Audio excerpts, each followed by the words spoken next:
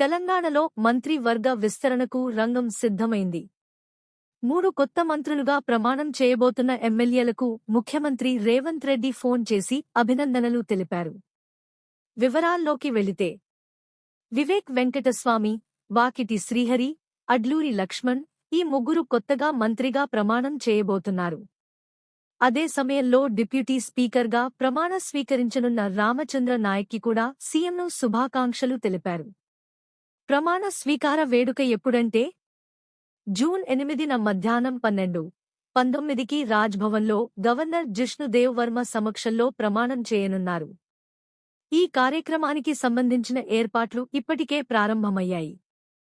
తాజా సమాచారం ప్రకారం 11:45 నాటికి అందరూ రాజ్భవన్కు చేరుకోవాలని అధికార వర్గాలు తెలియజేశాయి. ఇంకా 3 పదవులు ఖాళీగానే. మొత్తం 6 ఖాళీల్లో ప్రస్తుతం 3ని మాత్రమే భర్తీ చేయనున్నారు. మిగిలిన 3 పదవులను త్వరలోనే నెరవేర్చనున్నట్లు పార్టీ వర్గాలు వెల్లడిస్తున్నాయి. మృగశిర కార్తె సందర్భంగా మంచి ముహూర్తం దొరకడంతో హైకమాండ్ నుంచి గ్రీన్ సిగ్నల్ వచ్చినట్టు సమాచారం. కేబినెట్ విస్తరణపై ఢిల్లీలో చర్చలు.